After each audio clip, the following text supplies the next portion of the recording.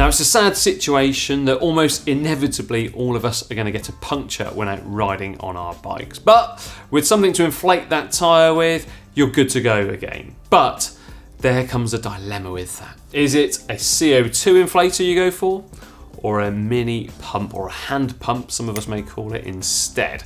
I'm going to go through the pros and cons of each so that you can make a nice informed decision on which one to go for. Firstly then, what are the two options in a nutshell? Let's tackle the CO2 inflator. Well, this comprises of two different parts. Firstly, we have got the nozzle or the head or the valve, and here we've got the canister. Now the canister, that's pierced here at the top when you actually thread it into this part here. So it's threaded into place, a very sharp pin pierces that, and then you can inflate the tyre via the valve here. What about the other option then? A mini pump or a hand pump? Well, they're essentially a scaled down version of a traditional frame fit style pump. The idea behind them is they're portable and they do the job, and they don't take up loads of room on the bike or in your jersey pocket. Now they consist of a head which can either clamp onto a valve or screw onto a valve, or sometimes just simply press onto a valve. And the handle is what houses the actual pumping mechanism which puts the air into the inner tube. Now it must be said and must be stressed that none of these products are actually designed for a day-to-day use basis. The reason being is they're simply not really practical or suitable for that job, because you require something which is probably just a little bit easier to actually use. Right, with that out of the way then, let's look at the pros first of all of the CO2 inflator system, a product that from memory really rose to fame or more common usage around about the mid-1990s. Firstly then, the storage size and weight. Just check it out. This is a really minimalistic bit of kit, isn't it? So it's ideal to go inside of your jersey pocket or saddlebag, something like that. It's not going to take up too much room. Now, another pro of the CO2 inflator has to be rapid inflation, because literally within seconds, once you attach it onto the valve of your inner tube, you can be up to 120 psi in probably 3 seconds or less. Now combine that with the middle of winter, that can be a real saviour, especially with the horrible winters we get here in the UK. Now some of these CO2 inflators even come with a handy little gauge on here and a certain type of valve that we can regulate how much pressure is going in. But I think for most of us, it's probably just a saviour is that we're actually being inflated back up to decent pressure in almost no time at all.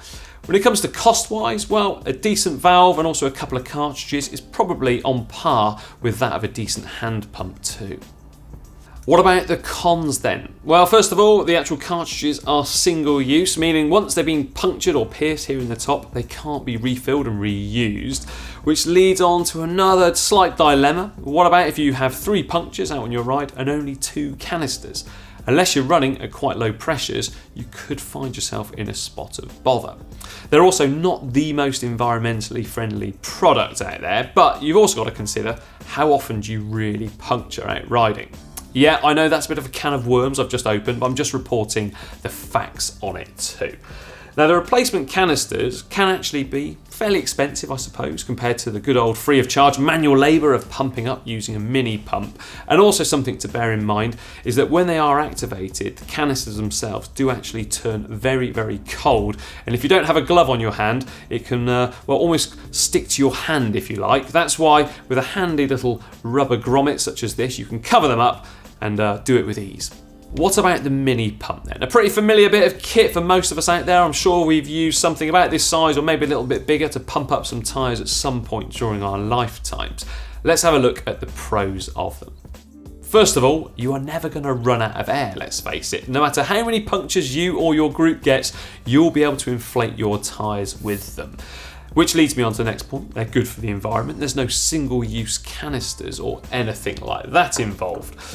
Plus, you can totally regulate the amount of air that can go into a tyre with them. Now, yep, loads of CO2 canisters, you can do that too, but not all of them. Whereas with a pump, you can actually monitor exactly how much pressure is going in and out of those tyres.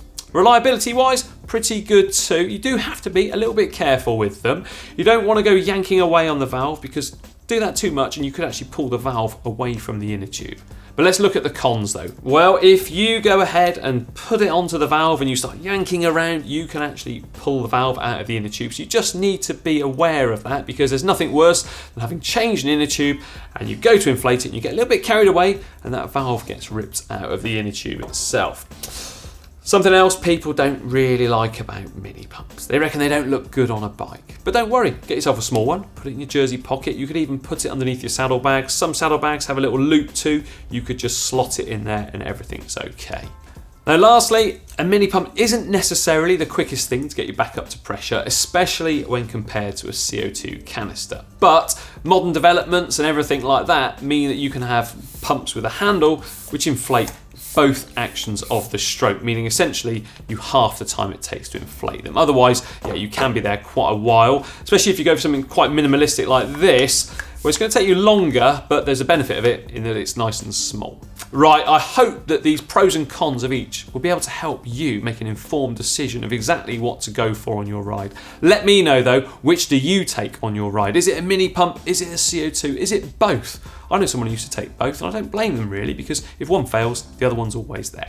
Right, get involved down there in the comment section, and also remember to like and share this video with your friends. Don't forget to subscribe to the channel, and also click that little notification icon. And don't forget to check out the GCN shop at shop.globalcyclingnetwork.com, where we've got a whole heap of goodies for you to check out. And now for 2 more great videos, how about clicking just down here and just down here.